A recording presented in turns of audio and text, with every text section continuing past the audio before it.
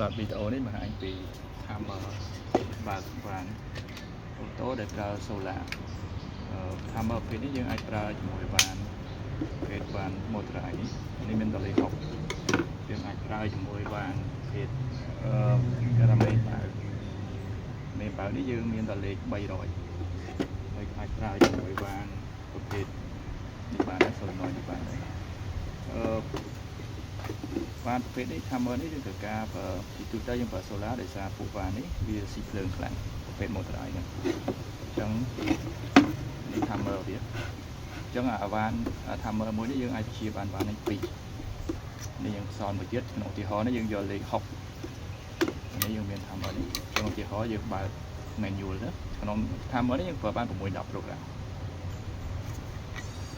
នៅពេលដែលយើងបើកភ្លើងវិញ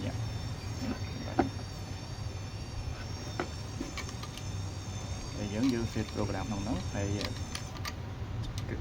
នេះសម្រាប់សាកនេះពេលដែលវាសាកមិនសាកវាមានភ្លើងនេះ timer នេះខាងខ្ញុំជាប់ថ្មនៅក្នុងនឹងស្រាប់មានន័យថាយើងក្នុងយើងមាន chip ដែលយើង set program បើធម្មតា timer នោះស៊ីភ្លើងខ្លាំងអញ្ចឹងក៏អត់អាចប្រើជាមួយនឹង solar ផ្ទាល់ដែរអញ្ចឹងក្រៅពីនេះយើងអាចប្រើមួយ tele ជាតែកាលណាប្រើមួយ tele យើងអត់មាន timer ទៀតទេអញ្ចឹងយើងអាចប្រើជាមួយ tele សម្រាប់ជាបិទបើកពីឆ្ងាយ tele នេះអាចប្រើបានដល់បើសិនជានៅចកានៅអីយើងអាចប្រើបាន1គីឡូដីមានប្រភេទដល់ប្រភេទ5គីឡូដីហើយយើងអាចជាប់ជាមួយ sensor ដីនេះ sensor សម្រាប់ដីអញ្ចឹងនៅពេលដែលដីនឹងវាសើមខ្លាំងវាសេរីបានអញ្ចឹងវាអត់បូមទេទោះបីដល់មកក៏អត់បូមដែរសំទោសអត់បានអត់ដើរដែរនេះយើងក្រៅពីនេះយើងមាន sensor ទឹកភ្លៀង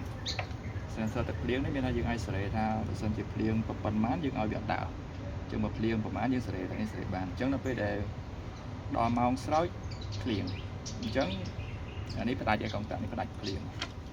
ក្រៅពីនេះគឺយើងអាចជាប់ជាមួយនឹង controller នេះ controller ខាងខ្ញុំអ្នកបង្កើតដើម្បីជាទៅលើstation នេះដែរព្រោះនេះអាចប្រើបាន200វ៉ា